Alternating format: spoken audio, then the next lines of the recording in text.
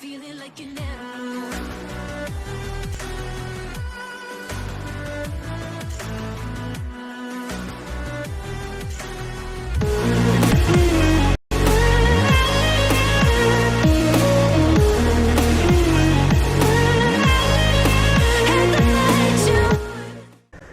Oke, Grossaver kembali jumpa lagi dengan Gross TV dalam tayangan Gross Lifestyle.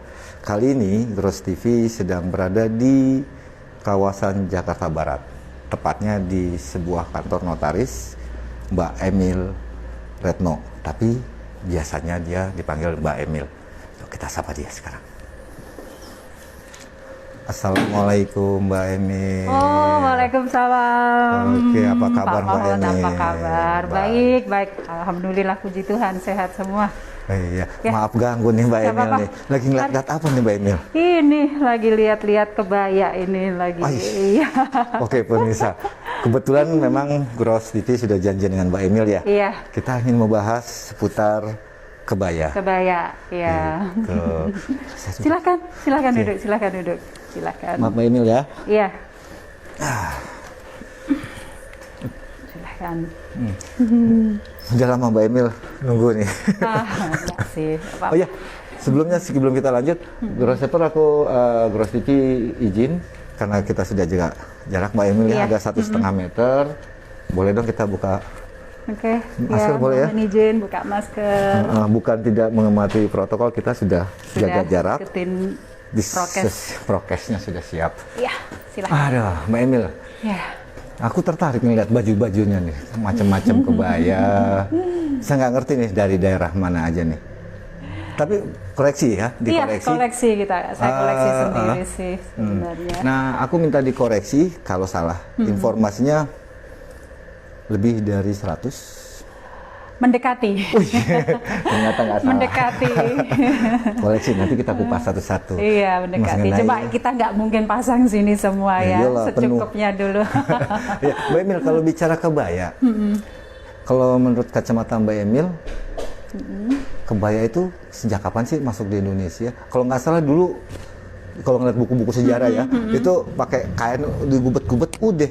Iya, soalnya wanita-wanita perempuan-perempuan Indonesia zaman dulu itu kan ya karena mungkin keterbatasan ya, jadi hanya pakai kemben, hanya untuk melilit sebagian badannya supaya nggak kelihatan gitu. Dengan masuknya peradaban, ada dari kebudayaan dari pendatang, kebetulan dari Arab juga. Oh, Iya, ada perpaduan ya. perpaduan itu mereka mulai sedikit mau menutupi dengan kain. Oke. Tapi sebenarnya pada zaman kerajaan Majapahit di abad ke-15-16 itu kebaya sendiri itu umumnya dipakai oleh bangsawan. Oh, kalangan tertentu. Kalangan tertentu, dan Oke. untuk perempuan-perempuan, wanita-wanita pada umumnya hanya pakai kemben saja. Maaf koreksi, apa itu nanti yang dulu ya, kalau nggak salah waktu saya SD apa SMA itu kasta, membedakan kasta tingkatan gitu kah? Ya, semacam begitu. Kebanyakan yang pakai kemben itu selir-selir istri-istri dari raja-raja zaman Majapahit gitu. Kalau oke. untuk wanita biasa zaman dulu itu hanya pakai kemben aja. Kain digubet-gubet Iya, udah. pakai kemben hanya untuk menutupi. Terus mulai ada datang dari bangsa Portugis, akhirnya mereka mulai ada banyak kain-kain yang ada, sehingga mereka hanya sekedar untuk menutupi, dipakailah kain-kain itu, sehingga mereka hampir menyerupai baju-baju yang dipakai oleh para istri-istri bangsawan, walaupun mereka pemakaiannya hanya sederhana, hanya diikatkan sekedar menutupi baju yang Oke. tadinya kemben, pakai mungkin kalau sekarang namanya peniti kayak gitu, iya, ada yang betul, diikat betul. ya. Sejak itulah makanya mulai berkembang namanya kebaya itu sendiri. Oke, Dari situ mulai berkembang ke pulau-pulau lain seperti Riau, Oh, gitu. kayak Riau, Aceh ya, Kebaya itu Kalimantan, mulai ya. Makassar, semua mulai pakai istilahnya itu Berarti kebaya. ada manfaatnya juga di jajah ya. Ya, bagus juga ya. Penyebaran budayanya Ya, ya. namanya peradaban, tentunya mereka akan apa yang bagus akan diambil gitu. Dan Betul. juga dari budaya, dari pembawaan, dari penyebaran agama Islam sendiri juga kebaya itu sedikit banyak untuk menutupi anggota sebelum tubuhnya jauh, yang selama sebelum ini jauh, aku terbuka. sedikit sekelas Iya. info. Yang dipakai Mbak Emil apa nih? Ini Kayaknya kayak apa ya? menarik nih. Tapi bukan kampanye ya, tambah banyak warna merah. Iya, enggak sih, enggak kampanye. Kebetulan favorit saya warna merah. Merah itu menjadi kita lebih cerah, lebih hidup, lebih berani. Nah ini gitu. apa namanya nih? Kalau dari bahannya, motifnya, apa ini ide sendiri kah? Saya sih lebih suka ide sendiri gitu. Jadi setiap saya melihat kain yang bagus ya sudah saya coba desain, saya coba beli renda, pasang-pasang, ditempel-tempel, tinggal kita bawa ke penjahit, tolong bikinkan seperti ini kayak gitu. Gitu. Jadinya seperti itu nanti kita bahas sendiri. Iya. Nah, kembali lagi ke sejarah, Mbak. Nah, mulai menyebar ya. Itu kan awalnya di tanah Jawa ya, Iya, kalau nggak di tanah salah. Jawa Tanah awalnya. Jawa, kemudian kebaya itu kan menyebar ke Sumatera, ke Kalimantan, entah ke Sulawesi dan sebagainya. Nah, itu apakah mereka membawa model sendiri atau justru mereka menciptakan kebaya sendiri? Kalau dari kacamata Rata-rata modelnya hampir sama, cuma bahan yang dipakai itu yang berbeda karena ciri khas daerah masing-masing. Kalau secara model kebaya itu hampir sama, selalu kancingnya di depan, selalu berkancing di depan dan modelnya selalu pas di tubuh. Itu rata-rata hampir semuanya sama seperti itu. Cuma karena setiap daerah itu punya ciri khas kain masing-masing, jadi yang membedakan itu rata-rata itu kalau saya lihat itu dari bahannya. Ya, tenun dibikin model kebaya. Bali pun juga modelnya juga ramping, tinggal bedanya kalau Bali itu biasanya suka ada ikatnya. Terus nanti di Lampung itu sekarang yang lagi banyak itu di Lampung itu seperti bordir usus tapi modelnya tetap juga ramping. Kebaya encim juga bahannya rata-rata katun tapi ramping, selalu ramping. Nggak bisa pakai dong. Itu sekarang menyiasati orang yang gemuk-gemuk bagaimana dia tetap bisa pakai kebaya. Sekarang kan lebih banyak dikombinasi desainer lebih pinter mengaturnya lebih supaya berkembang ya. Supaya yang gemuk-gemuk pun tetap bisa pakai kebaya. Tadi Mbak gitu. agak menarik nih Tadi kan bilang bahannya. Iya, bahannya yang berbeda. Tapi kalau masalah model awalnya ya, model awal sama.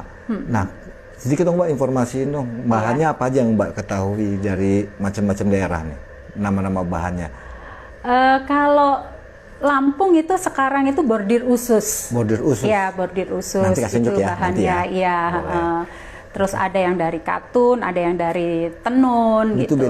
beda-beda. Tapi intinya itu tadi, modelnya selalu sama, kebanyakan kancing di depan, ramping, selalu begitu. Hanya bahan yang berbeda. Ada bahannya. Nah, kalau dari tempat lain, nama bahannya apa tuh? Bali misalnya, kalau Bali apakah? Bali sebenarnya kain biasa, hanya coraknya aja yang ini corak Bali kayak gitu. Kalau gini, biasanya tuh kenyamanan, bagaimana kita nyaman, apakah itu mau pakai borkrat atau pakai katun. Nah, borkrat itu apa tuh? Itu malu bukan memakai borkrat itu apa tuh? Semacam itu apa tuh? Ya kain tapi lebih banyak kayak perpaduan, seandainya bunga lebih cenderung ke bunga semua dibantu dengan kain tile. Tile itu kain yang tipis kayak gitu. Itu biasanya borkrat itu seperti itu. Terus ada organza. Organza itu yang tipis sekali. Biasanya kalau pakai itu dipadu dengan bordir-bordir, terus pakai daleman supaya nggak kelihatan, jadi kayak begitu. Kalau rata-rata hampir sama sih sebenarnya, tinggal mau pakai bahan yang mana senyaman mungkin ya, biasanya begitu. Misalnya banyak yang perlu kita kupas nanti, tapi enaknya kalau ada barangnya.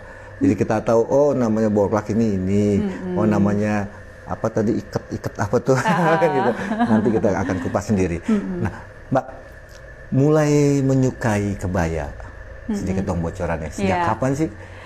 Sebenarnya saya suka kebaya itu dari dulu ya. Cuma kalau dulu itu kita pakai kebaya itu hanya untuk hari-hari tertentu, biasanya hari-hari nasional kayak gitu. Karena image pakai kebaya itu selalu ribet. Harus pakai kain panjang. Pakai kebaya itu enggak mungkin rambutnya digreh, harus pakai sanggul. Jadi kesannya hanya untuk event-event tertentu, biasanya untuk Kartinian, terus hari-hari, jadi sangat jarang, karena jarang itulah membuat saya tuh ada kerinduan kapan ya bisa pakai kebaya, kapan ya pakai kebaya. Jadi kalau seandainya ada event kita harus pakai kebaya itu, saya benar-benar antusias kayak saya yang punya hajat. Jadi saya udah siapkan ini bagaimana nanti saya taruh bunganya di mana, bentuknya kayak apa, modanya kayak apa. Saya selalu seperti itu. Tadi kan ngomong masalah Kartini ya. Kartini itu berarti sudah masuk kebaya ya? Sudah. Dan Kartini sendiri sampai karena Kartini itu identiknya dengan perempuan Jawa yang pakai kebaya, sehingga sampai kebaya model Kartini pun menjadi tren tersendiri gitu loh. Kebaya model Kartini. Jadi sampai orang kita pakai kebaya model Kartini. Jadi kalau pakai model Kartini itu model ini orang selalu lihat, oh ini model Kartini ya, selalu kelihatan. Gitu. Berarti semakin kesini makin berkembang model kebaya gitu. Berarti nggak cuma hanya pakai peniti aja dong? Oh enggak, nggak hanya pakai apa nama tadi Mbak bilang, pakai diikat, pakai peniti. Biasanya kancing bungkus, kancing bungkus kain, macam-macam lah. Penjahit sekarang pinter-pinter, desain sekarang pinter-pinter. Mulai kapan tuh mulai mengumpulkan koleksi? Benar-benar karena senang sama kebaya, berarti kan kayak orang suka sepatu, ngumpulin sepatu, kayak ada notaris yang suka cangkir, ngumpulin cangkir kan gitu. Nah, sejak kapan mulai mengumpulkan, bukan mengkoleksi ya, mengumpulkan kebaya-kebaya? Kalau mulai aktif mengumpulkan, itu mulai saya bergabung dengan komunitas notaris berkebaya. Itu saya mulai mengumpulkan karena di komunitas itu kita sudah sepakat setiap hari Selasa itu pakai kebaya. Wajib? Wah, sebenarnya bukan tidak diwajibkan, kan? cuma menganjurkan karena kita belajar untuk mencintai budaya bangsa. Woro-woro ya? Iya, jadi ayo coba deh kita mulai Selasa kita pakai kebaya. Makanya ada istilah Selasa berkebaya ya. Sejak itulah saya mulai hampir setiap Selasa saya paling rajin tuh pakai kebaya. Berarti sudah mulai rutin pakai kebaya. Tapi sebelumnya? Sebelumnya hanya acara-acara tertentu aja, karena memang nggak ada event apa saya harus pakai kebaya gitu. Tapi begitu gabung sama notaris berkebaya ini kira-kira sekitar 2 tahun, udah mulailah saya rajin, semakin rajin. Kalau nggak salah komunitas notaris Indonesia berkebaya Bunda Rustiana ya? Ya, saya diajak bergabung sama Bunda Rustina. Kalau nggak salah juga waktu launchingnya itu di daerah Jakarta Selatan. Betul. Dan Jagakarsa tuh. Kalau nggak salah seminggu yang lalu itu ulang tahun yang kedua. Wow, keren. Kayak lebih menarik nih. Susah nggak sih ketika ngumpulin kebaya? Sebenarnya enggak, tergantung passion kita, suka enggak sih sama kebaya kayak gitu. Bukannya cocok dari badan gitu? Enggak juga. Ya, saya nggak tahu ya, tapi saya merasa bahwa kebaya itu sesuatu yang menarik buat saya. Jadi begitu saya bergabung sama itu, koleksi saya yang dulu saya keluarkan. Cuma koleksi saya yang dulu tuh kebayanya itu terlalu lebih untuk acara-acara formal ke pesta. Seperti tadi kebaya Kartini gitu? Sebenarnya enggak, dari bahan. Kalau dulu itu kita cenderung kalau bikin kebaya itu saru broklat, bahannya. Kalau broklat gitu, masa kerja kita pakai seperti itu kan sangat nggak mungkin. Akhirnya saya mulai kombinasi karena setiap Selasa kita pun juga kerja, nggak mungkin kita pakai kebaya yang kayak orang mau kondangan. Jadi saya bikin senyaman mungkin, serileks mungkin. Jadi tamu pun pada saat kita ketemu sama klien nggak risih, ibu mau kemana sih? Pertanyaan itu saya menghindari. Ibu dapat undangan ya? Undangan apa perkawinan?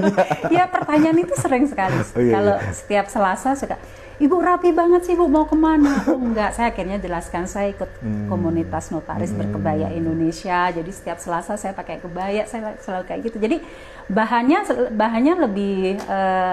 lebih nyantai, lebih bisa diterima untuk hari-hari karena kan nggak harus melulu di kantor. Kadang saya harus ketemu klien di mana. Betul. Mau nggak mau orang lihat sampai seandainya harus ke mall pun saya tetap pakai kebaya. Nah, mulai terjadi peralihan, bukan peralihan ya, mulai terjadi perkembangan lah ya. Perkembangan kalau dulu kan diikat pakai peniti kain, pendek. Itu mulai bergeser dalam artian mulai mengikuti perkembangan zaman sejak kapan tuh? kebaya itu? Kayaknya Kalau sudah dari mulai kacamata. di abad 19 karena itu sudah mulai orang sudah mulai berani mengkombinasi kayak gitu. Sebelumnya kan memang yang harus Kain. kain panjang, Dilipet-lipet. konde gitu. Konde gede, oh iya. Aduh, sesuatu yang sangat orang kalau mau pakai kebaya itu rasanya perjuangan banget gitu loh kan Oh, harus apa sih, pakai stagen ya? Iya, stagen gitu. Jadi merasa aduh tersiksa banget gitu. Pakai Jadi kebaya tersiksa. mulai sekarang kayaknya mulai 1900 itu udah mulai Berkembang. bergeser, berkembang, Mbak dibikin senyaman mungkin kayak begitu. kayaknya. Nah, kalau dari Mbak sendiri, apakah maaf nih bukan mengungkap bukan ngorek-ngorek ya. Apakah cuma sekedar bukan model kebaya masih ada? Kebaya Kartini. Saya masih punya. Dan Yang saya pakai- memang bikin, sengaja memang bikin. Oh, yang pakai kemben gitu? Oh enggak, bukan. Kalau kebaya Kartini itu bukan harus pakai kemben. Yang pakai kemben itu? Pakai kemben itu kalau biasanya untuk acara-acara kita resepsi itu yang Yang ditekan, tahan napas 2 hari gitu. napas, betul 2 hari. gitu. Tapi sekarang orang udah jarang pakai kemben, kan udah ada korset kayak Oh, gitu. oke. Biasanya kemben itu kain jumputan kecil hanya untuk penghias di sini saja. Untuk selebihnya orang sekarang udah pakai korset. Udah pakai korset, Oh, jarang istilahnya pakai. jumputan ya? Iya, jumputan itu yang biasanya orang punya hajat itu suka ada ditaruh di bagian di sini aja untuk supaya kelihatan dari depan sedikit itu aja. Oke, Untuk nutupin stagennya biasanya itu Oh, kayak sedikit. Baru ingat kebaya 3 negeri. Ya. Itu perpaduan itu ya? Ya, itu Istilahnya. perpaduan dari ya mungkin karena peradaban ya, jadi dari beberapa yang apa ya istilahnya 3 negeri ya. Iya, kan itu ada istilahnya dari kalau nggak salah Bunda Rus pernah bilang tuh ini kebaya 3 negeri dari kalau nggak salah dari Arab juga ada ya? Ada dari Arab ada. dipadu dengan ini 3 ini ada muncul kebaya baru lagi, Iya. tiap daerah muncul lagi. Nah, kalau yang Mbak punya nih, kebayanya itu tadi kan bilang dibikin sendiri. Iya. Bahannya itu apakah dari kalau lagi iseng main ke daerah mana suka beli gitu nggak? Kalau dari Apa memang niat nyari? jadi kayak karena ya itu tadi namanya perempuan ya suka nggak apa mata ini rasanya kurang sebenarnya itu nggak bagus juga sih. Karena saya udah masuk komunitas notaris berkebaya setiap hari Selasa pakai kebaya. Rasanya tuh pengennya setiap Selasa itu saya pakai kebaya baru. Dari situ saya akhirnya rajin sering ke pasar baru cari kain. Buka kartu. Iya, saya sering gitu. Tapi Ke kalau pasar baru. ini kan biasa gini, kalau di notaris PPAT itu kan kalau ada kegiatan ke Iya. daerah suka berburu dong. Suka. Ya, saya selalu suka. Tapi kebanyakan kalau di daerah itu kan tenun, batik kayak gitu itu jarang saya buat kebaya. Oh, Kalau itu biasanya saya untuk untuk blues, untuk jazz kayak gitu. Kalau untuk kebaya saya cukup cari di sini aja gitu. Lebih enak nih Grossever sambil ngejelasin bentuk kebaya, bahan dari mana sambil ditunjukin boleh nggak? Oke, boleh, Kayaknya ini silakan. ngeliat kita ada beberapa pas masuk tadi ngeliat ada beberapa yang digantung. Iya, ini sengaja kita gantungnya sedikit aja. Oke, ini kebaya ini bordir usus. Ini Oh, yang tadi dibilang ya, Palembang ini, ya? Bukan, Lampung. Lampung, ya. Ini ciri khas Lampung. Ini waktu kita beli kemarin, saya sengaja belinya juga pas ada jalan sama teman-teman notaris DKI ke Lampung. Nah, saya beli. Nah, ini ciri khas. Ini hanya ada di Lampung. Oke. Memang Nah, itu ciri khas. motif-motifnya itu apakah ide dari Mbak atau memang dari sana Ini bawaannya? kebetulan saya beli jadi. Oke, Beli siap. jadi dan bersyukurnya kalau saya beli jadi itu ukurannya ada. Jadi langsung bisa dibawa pulang, nggak perlu jahitin. Karena kalau bahan kayak begini, kalau bukan ahlinya, ini nggak bakalan bisa jahit. Oke. Jadi memang Jadi orang mau Lampung megang ragu, sendiri. Iya. Mau megang ngeri. Ini susah ini kayaknya jahitnya. Jadi hanya penjahit Lampung aja kayaknya yang bisa bikin kayak begini nih. Izin. Berbeda ini. Bahannya kayak Jaring-jaring. usus Nah, jaring-jaring. Kasih gitu. sedikit dong informasi. Ini kalau dipakai dipadu padan dengan apa nih biasanya? Kalau Mbak Emil pakai? Ini kan nggak mungkin pakai langsung begitu aja Iya, kan? kalau model ini lebih ke formal ya, jadi nggak bisa untuk saya kerja untuk aktivitas tuh nggak Oke. bisa. Jadi ini paling untuk acara-acara. Ini bawahnya bisa kain songketnya Lampung bisa, Songket batik Lampung. juga bisa, batik Lampung juga bisa. Jadi lebih ke formal, nggak bisa kita cuma pakai kulot atau rok itu nggak masuk. Nggak masuk, Nggak memang, memang ini. harus bawaannya itu ya. Iya, ini lebih ke formal. Seperti kayak ini. Ini juga, ini model kutu baru. Kutu baru itu selalu ada bahan di tengah seperti ini. Nah, tadi kan kita bicara kebaya Kartini. Ini ciri khasnya ya. Kalau ini kutu baru, bukan Kartini. Bukan yang Kartini kan ada Bukan. itu ya. Bukan, kalau Kartini itu lebih ke sininya lebih ke ini apa segitiga. Oh. Lebih ke leher V. V. Kalau ini kutu baru. Kutu baru. Ini ada- dari ini lebih ke Jawa. Ke Jawa. Cuma ini model bahannya broklap. Nah, ini padu padannya Ini pakai apa bahan. nih yang cocoknya pakai Ini apa? pun juga model formal, jadi nggak bisa. Ini harus bagusnya kain panjang, batik panjang, kayak begitu. Jadi ini nggak bisa untuk aktivitas saya di kantor, nanti diketawain saya. Nah, pakai gini. sudah dua yang dibilang itu formal. Iya. Nah, kalau yang model kayak Mbak ini nih, ini kan berarti rancangan sendiri kan? Rancangan sendiri ini. Ini ide dari mana nih muncul di tengah pakai? Ya ide saya aja, saya suka sesuatu yang beda gitu. Jadi saya ada satu langganan toko di Pasar Baru, satu khusus toko kain, satu toko khusus renda. Oh, oke. Nah, jadi saya begitu beli kain di sini, saya datang ke toko renda, saya ambil renda, saya paskan, nantinya begini, baru saya bawa ke penjahit. Tolong nanti ini ditempel. Sebenarnya kainnya nggak mahal, murah. Cuma kadang rendanya yang mahal. gitu. Jadi harganya kain di Jakarta itu harga kain nggak ada yang mahal, murah-murah. Apalagi kalau saya buat hari-harian Berarti ini. grosseper bisa dong? Bisa, semua orang bisa pakai kebaya. Cuma yang mahal itu di Jakarta itu ongkos jahit sama renda-rendanya yang begini yang ada harganya gitu. Kalau ini murah gitu. Seperti kayak Sama ide desainnya ya? Iya, kebetulan saya hobi mendesain sendiri. Nah, Mana lagi nih? kalau ini kainnya ini kain Bali. Oke. Ini kain Bali. Waktu itu kita ada kongres internasional notaris ya di Bali. Kita dapat seragam kainnya begini, cuma dibebaskan untuk mendesain. Nah, saya desainnya seperti ini.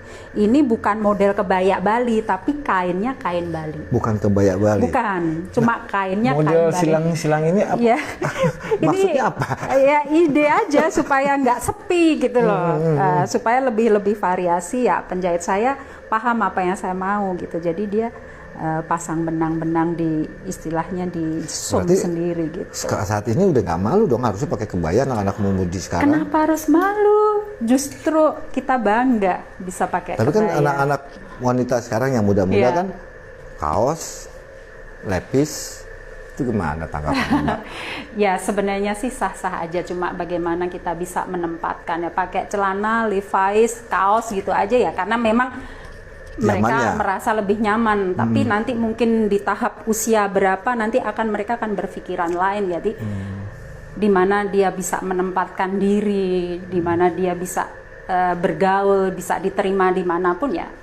Mungkin pakaian juga akan menentukan. Kalau nggak salah di kain IB sendiri itu kan ada istilahnya woro-woro ya, membudidayakan atau melestarikan. Iya. Nah, kalau dari Mbak nih, ada nggak keinginan melestarikan, dan memperkenalkan ke anak, ke teman-teman? Iya, mungkin salah satunya saya yang paling rajin pakai kebaya di komunitas itu. Jadi kalau saya lihat foto-foto saya setiap Selasa itu selalu mengupload foto saya pakai kebaya. Saya selalu menulis setiap di Facebook saya itu membudayakan budaya bangsa, jangan sampai ketinggalan, jangan sampai bergeser gitu. Jadi saya seneng. Dan responnya itu setiap saya mengupload foto saya di Facebook, saya ada 2 Facebook yang saya main-main sama teman sekampung saya di Trenggalek, sama Facebook yang memang khusus notaris. Kalau di notaris saya jarang upload. Oh, jadi malah yang di Trenggalek ya? Itu semua merespon baik. Semua suka dengan kebaya saya. Selalu menanya itu bordirnya bagaimana, selalu komentari, bukan dikomentari muka, tapi kebayanya bagus, kebayanya bagus ya. Dan mereka rata-rata responnya bagus. Dengan saya setiap Selasa saya mengupload foto di Facebook itu, ya kayak begini. Ini model kebaya Kartini. Nah, ciri khas Kartini itu. Oh, ini dia Kartini ya. Siap. Ini sebenarnya sesuatu simple. Tambahan ya? Saya beli broklat tersendiri, abis itu saya bilang sama penjahit saya, tolong ditempel. Akhirnya kesannya jadi kayak begini. Lebih keren ya? Ya. Nggak polos, kalau itu kan Kartini kan gini, kancing, polos, gitu. satu Biasanya warna, kalau satu zaman warna. dulu itu yang dipakai kainnya bludru. Betul. Bludru. Nah, kalau saya kerja pakai bludru, orang pada kaget nanti. Mau kondangan ya? Iya, makanya kayak begini. Iya. Kartini. Terus kalau ini bahan organza yang saya bilang tadi, bahannya cenderung tipis dan dia selalu main bordir. Ini bahan organza. Nah, dia selalu pakai daleman karena terlalu tipis. Sedikit informasi dong ke Grossever nih. Ini kan tadi kan Mbak bilang berburu kain. Iya. Dari Sumatera, Kalimantan, ngumpulin, kemudian dari Bali, kemudian dijahit sendiri. Susah nggak sih berburu kainnya itu? Enggak. Jadi gini, kadang kebiasaan karena kita saya tuh selalu punya ide. Ini bagus kalau dikombinasi ini. Jadi kain apapun kalau kita bisa mengkombinasi itu akan pasti hasilnya pasti bagus. Kalau Mbak kan sudah biasa melihat kain, sudah biasa merancang. Bagaimana yang baru mau mulai nih? Apa yang perlu diperhatikan di awal? Dan artian ketika datang ke suatu daerah ngelihat bahan kain, apa yang perlu diperhatikan tuh? Misalnya mau bikin kebaya apa yang perlu diperhatikan? Pertama yang diperhatikan itu adalah bahan. Nggak perlu mahal? Nggak perlu mahal, pastikan bahan itu nyaman untuk dipakai. Nyaman itu apakah panas? Apakah maksudnya apa tuh? Nyaman itu ya lembut, ringan. Karena kan kebaya itu rata-rata press body, terus lengan panjang. Jadi kalau bahannya kaku, tebel, panas kan sangat nggak enak gitu. Apalagi seharian pakai kebaya gitu. Jadi kita cari bahan yang nyaman, nggak harus mahal kayak begitu. Nah, masalah mau mendesain bentuknya apa, ya udahlah. Pokoknya pakemnya kebaya itu apa sih? Pakemnya kebaya itu cirinya apa tuh? Cirinya itu kancingnya selalu di depan. Kancingnya selalu di depan? Iya, itu ciri khas kebaya itu. Apakah pakai kutu baru yang seperti ini ada tengahnya atau hanya bermain langsung? Semua rata-rata selalu di depan. Ini Kartini ya? Iya. Lancip, kancing di depan. Mau kebaya encim pun juga sama. Kebaya encim itu ciri khasnya Betawi. Itu juga, itu juga sama. Selalu kancingnya di depan. Lancip, kancing di depan. Selalu kayak begitu. Nah, kalau yang aku sedikit mundur ke belakang. Kalau yang model kain di tengah begitu tuh? Itu kutu baru. Yang gini, yang kain segini, terus di sini dikancingin atau pakai peniti? Itu kutu baru. Itu kutu baru yang ada tengahnya kotaknya itu. Iya, kutu baru. Berarti setelah ini sudah di model. Kalau ini lebih panjang, biasanya orang zaman dulu pendek segini. Terus di sini suka ada tambahan songket jumputan bisa, terus stagen betul. Orang zaman dulu stagen. Nah, ini kenapa dipanjang gitu? Jadi sebelum pakai ini pakai yang gubet dulu kan? Digubet-gubet. Biasanya kenapa dibuat panjang itu suka untuk nutupi kalau seandainya pakai stagen, supaya stagennya nggak kelihatan. Biasanya kalau zaman dulu paling cuma pendek segini. Ini ada kotaknya nih. Makin ini karena warnanya sama jadi nggak kelihatan, ini kutu barunya nggak kelihatan. Karena sudah mulai dimodifikasi gitu. Dengan perkembangan milenial kan seperti itu. Betul. Nah, aku nggak mau nyebutin angka. Mahal nggak dalam membuat satu baju? Kalau menurut dari kacamata Mbak, di luar tukang jahit ya. Kalau tukang jahit kan mungkin lah kalau yang punya nama mahal dong. Kalau yang kelas menengah mungkin tukang jahitnya agak murahan dikit. Memang harus dijagain jahitannya, jangan sampai salah. Apalagi yang belum punya nama pasti murah ngejahitnya. Kira-kira mahal nggak untuk satu baju? Relatif sih, yang penjahit itu akan mahal apabila bahannya itu agak susah untuk dijahit. Itu akan menentukan nilainya. Nah, ini kayak begini ya. Kalau saya bikin itu biasanya langsung sekalian long torsonya. Long torso itu daleman. Oh. Nah, dalemannya ini ada sendiri saya. Jadi kalau dipakai, kalau daleman kita nggak kelihatan karena ada long torsonya. Oke. Itu biasanya saya bikinnya langsung satu set. Kalau kayak begini ini relatif mahal ongkos jahitnya. Karena memang bahannya susah buat agak dijahit. susah, dan dia nggak hanya membikin, dia akan mendesain untuk punggung bagaimana. Ini sebenarnya kan kainnya hampir rata-rata sama kayak begini ya. Nanti dia akan akan atur, oh supaya ini punggungnya kelihatan seksi atau apa, ini bunganya ditempel, dipindah mana, kayak begini. Di sini nggak ada bunga sama sekali, bunganya cuma di ujung ya. Ini kerjaannya penjahit yang kayak begini. Nah, yang kayak begini ini relatif mahal ongkos jahitnya. Ongkosnya. Tapi kalau bahannya justru murah ya? Bahannya murah. Kalau di Jakarta saya bilang itu relatif murah. Bahannya murah, jahitnya yang mahal. Ongkos jahitnya mahal. Kalau yang kayak begini, ini sebenarnya sama. Ini sebenarnya dua bahan. Ini bahan broklat sama katun. Nah, kita tempel-tempel aja, minta penjahitnya supaya ditempel kombinasi. Yang kayak begini relatif murah ongkos jahitnya, nggak terlalu mahal. Pokoknya yang mahal itu yang bahan-bahan begini nih. Bahan-bahan yang susah dijahit tadi susah ya. dijahit, yang kayak gini.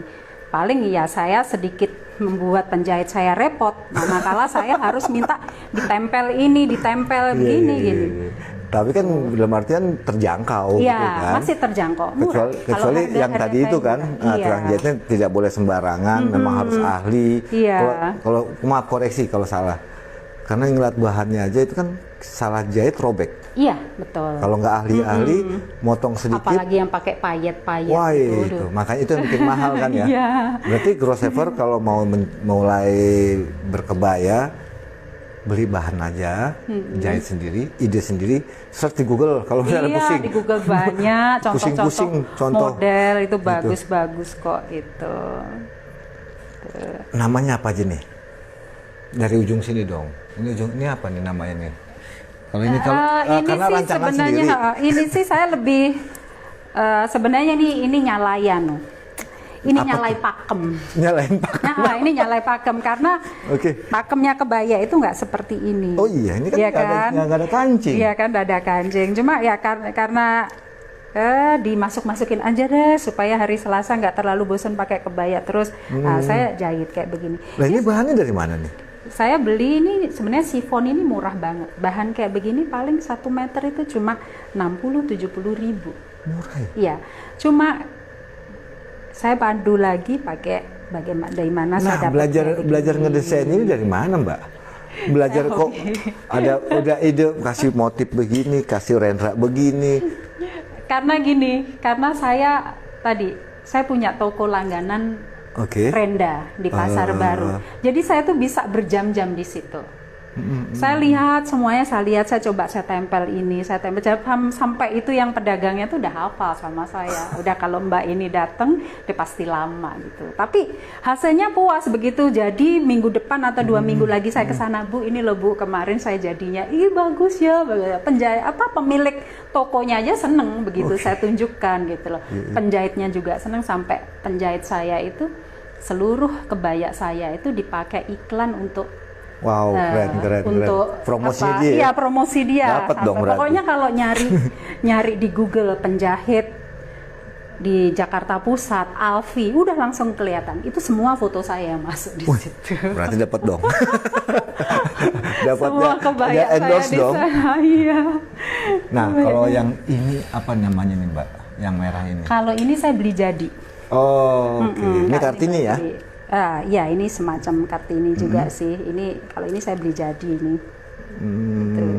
Aku pikir ide Mbak lagi nih. Enggak, ini beli jadi. Sebenarnya nggak terlalu. Tapi lebih udah mulai milenial ya? Iya, kan kebaya-kebayanya. modelnya kan sudah kayak begini. Berarti bukan mesti kondangan doang dong ini mah. Nggak harus itu. Pernah saya satu kali lihat ada komunitas berkebaya, saya nggak tahu dari komunitas mana. Itu waktu CFD. Itu mereka datang, semua pakai kebaya, tapi pakai sepatu cat. Cocok aja, yang penting pede. Sekarang itu yang penting pede gitu aja. Kebaya bawa sepatu cat. Iya, jalan-jalan CFD. rame-rame naik ini MRT pakai kebaya semua. Oh, keren, kayak keren, gitu. keren. Banyak sekarang komunitas-komunitas kesadaran masyarakat untuk membudayakan kebaya supaya kebayanya nggak punah, nggak bergeser dengan adat dari luar itu. Boleh Makanya kita sambil duduk lagi, Mbak, ya? silakan. Jangan sampai nanti kebaya diakui negara lain bahwa ini miliknya negara lain kan Kayak sayang. batik ya, kasus Iya, batik itu kan kayak diakui sama negara betul. tetangga bahwa ini batik saya. Nah, dengan adanya ini, kemudian Mbak bergabung dengan NIB. Iya. Tujuan dari KNIB itu apa sih, Mbak? Kalau boleh tahu, dengan mau harus berkebaya Selasa. Tujuannya sebenarnya untuk membudayakan kebaya itu sendiri supaya nggak punah kembali ke situ lagi. Gitu. Semakin tetap melestarikan, mencintai kebaya sebagai salah satu budaya bangsa, kayak gitu. Tujuannya Kalau ke seperti anak susah nggak memperkenalkan? kebetulan anak saya cowok semua. Nggak ada pakai kebaya. Tapi anak saya akhirnya udah paham, pokoknya mah pakai kebaya kan Selasa deh. Oh iya, lupa. Anak saya pasti kayak gitu. Oh gitu. Iya, dan Nah, berarti kan yang jadi dalam artian untuk generasi penerus kan Iya. para wanita muda, kayak anak-anak lah ya. Itu mungkinan susah nggak sih untuk memperkenalkan mereka untuk berkebaya? Dalam artian kalau ngeliat dari modelnya kan nggak kuno, maksudnya nggak kuno banget, Iya, nggak Jawa kayak zaman dulu kan. itu sebenarnya kewajiban kita juga untuk lebih memperkenalkan gitu. Jangan malu-malu, jangan dibuat susah untuk memakai kebaya gitu untuk aktivitas gitu. Ya nggak harus ke pasar pakai kebaya juga enggak sih, tapi mulailah untuk membiasakan diri untuk aktivitas itu kita pakai kebaya, walaupun tidak yang aktivitas yang rutinitas di rumah juga enggak, minimal ke kantor gitu. Ada sekarang kan banyak ya di kabupaten mana untuk hari Kamis harus pakai kebaya, semua keren. ASN ya, aparatur itu Yeah. harus pakai kebaya. Itu kemarin saya lihat di Facebook itu di Trenggalek, di kabupaten, di kecamatan mana itu ASN-nya semua pakai kebaya. Wah, setiap itu. hari itu. Nah. Di Jambi juga loh, Jambi itu pakai baju adat untuk hari apa ya? Saya pernah suatu saat ada urusan di BPN di Jambi, itu semua pakai baju adat. Wah, keren. Yang laki juga pakai baju. Kalau sana kan koko ya, koko pakai kopiah. Betul. Yang perempuan-perempuan pakai kebaya juga. Nah, untuk KNIB, apakah ada mendorong teman-teman notaris, yuk kita kalau hari ini pakai kebaya nih gitu? Dulu pernah, cuma gara-gara COVID ini udah ada kita mungkin jalan kemana bareng, foto bareng. Tadinya saya juga ada rencana kalau nggak COVID ini kita kan mau pergi, teman-teman kebetulan sealumni sama saya gitu, kita kan mau jalan ke Korea waktu itu sudah saya agendakan. Mereka kan minta pokoknya kita ada acara foto pakai baju khasnya Korea. Kenapa hanya baju Korea? Saya udah orang Indonesia. Iya, makanya itu saya udah putuskan. Oke, kita pakai baju Korea nggak apa-apa karena kita ke sana. Tapi kita semua harus bawa kebaya. Saya bilang gitu. Top. Mereka setuju semua. Jadi pokoknya yang perempuan bawa kebaya, yang laki bawa koko. Kita foto di Korea. Jangan kalah sama baju Korea. Cuma nggak jadi berangkat. Karena COVID. Gara-gara COVID itu tertunda-tunda sampai sekarang belum jelas kapan. Udah Iya, sepakat iya. seperti itu. Menarik supaya ya. Kebaya semakin dicintai, semakin dikenal kayak gitu. Dan respon klien saya lumayan senang semua lihat. Bu, jadi kalau hari Selasa saya ke kantor Ibu pasti lihat Ibu pakai kebaya. Iya, Bapak datang aja. Berarti gampang ngenalin hari ya? Iya. Selasa nih. Iya. Ini Selasa nih.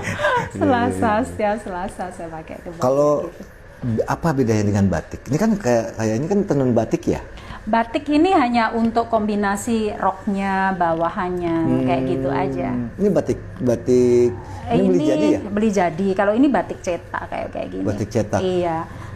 Batik cetak. kayak Kalau gini. kalau bicara batik pasti ada batik cetak, batik tenun, Ada yang batik tulis. tulis. Itu kalau ini banyak kan mesin pakai udah cetakan. Dari sekian banyak kebaya, berapa persen karya sendiri, berapa persen jadi? Kalau beli jadi paling saya cuma 15%. 15%, Iya. sisanya bikin sendiri. Saya desain Kenapa? sendiri. Saya lebih puas. Lebih Oke. puas mendesain sendiri gitu. terpaksa kalau seandainya mendadak tiba-tiba acaranya pakai kebaya warna ini, saya belum punya warna itu, saya mendadak terpaksa. beli. Mau nggak mau beli jadi. Mau nggak mau beli jadi, tapi saya 85% saya pasti desain sendiri gitu. Oh iya, di kebaya itu apakah memang harus ada pakemnya nggak sih? Ya Dalam itu artian pakemnya itu pasti di depan, kancingnya itu pasti aja? di depan. Hanya itu aja? Selebihnya hanya di depan, bahannya mau bebas, mau apapun bahannya? Iya, batik pun kalau mau di model kebaya juga bagus kok. Keren ya? Keren, tinggal kita pede atau tidak gitu aja. Oh berarti kalau untuk kebaya itu tidak ada kan kalau batik kan, batik Cirebon ini apa sih namanya, mega mendung Ya, kan mega gitu. Pokoknya batiknya modelnya begitu. Ya. Kalau ini beda. Kalau di kebaya itu tidak ada. Nggak ada. Justru Mau batik bahan bisa. apa aja bebas. Nggak ada wajib harus Nggak pakai ada. katun. Nggak ada. Oke, grossever Nggak berarti ada, ini kan macam-macam bahannya. pakai bahan apapun, yang penting pede pakai dan punya kreasi jadi kebaya. Betul. Terakhir tuh sebelum penutup. Sebelum menarik, banyak yang ingin tanyakan ke Mbak Emil. Iya. Ternyata macam-macam dan kreasinya sampai 85%. Tapi sayang ya, cuma di bawah 10. Yang di bawah cuma 10 potong doang. Padahal 85% kebayang nggak tuh berapa ratus berapa potong itu. Wow. Nah, sedikit dong Mbak Emil kasih tips untuk berkebaya yang baik, dalam artian tidak meninggalkan budaya ya. Iya. Dalam artian woro-woro atau melestarikan budaya itu tetap terjaga. Ke grossever. Tipsnya. Oke, tipsnya gini. Jangan sampai kita melupakan budaya bangsa. Salah satunya adalah kebaya. Kebaya merupakan ciri khas negara kita Indonesia. Bikin senyaman mungkin, perkenalkan itu, lestarikan itu, jangan sampai punah, dan cintai kebudayaan kita. Kebaya tidak harus ribet. Kebaya bisa dibikin senyaman mungkin, sesantai mungkin, untuk aktivitas apapun bisa kita pakai. Asal satu, percaya diri, jangan bingung masalah model atau bahan, tapi pastikan bahwa cintai kebaya itu supaya kebaya tidak pernah punah. Terima kasih Mbak Iya. Emil. Ternyata di luar ekspektasi kalau berkebaya itu ribet. Kalau zaman dulu Iya, gitu kalau dulu grossever. iya. Kalau zaman dulu wajib pakai udang-udang konde yang gede, Iya. pakai kemben digubet-gubet kayak gitu. Kalau sekarang ternyata simple. Simple. Yang penting modelnya kancing di depan segitiga itu namanya Kartini, Iya. atau yang model kutu baru model kain begini, dan itu pun nggak mesti pendek, Iya, bisa panjang sesuai dengan selera. Bahannya pun nggak perlu bahan yang mahal, bahan yang murah, nyaman di kulit, dalam artian nyaman dipakai ya. Iya, nyaman dipakai. Nyaman dipakai, itu menarik. Jadi sekali lagi grossever, lestarikan kebaya sebagai budaya Indonesia. Seperti Mbak Emil tadi bilang, ke Korea boleh pakai baju Korea, tapi tetap baju kebayanya harus dipakai. Karena apa? Kita orang Indonesia. Oke, grossever, sampai jumpa di Gross Lifestyle selanjutnya. Wassalamualaikum warahmatullahi wabarakatuh. Terima kasih Mbak Emil. Sama-sama Pak, sehat selalu.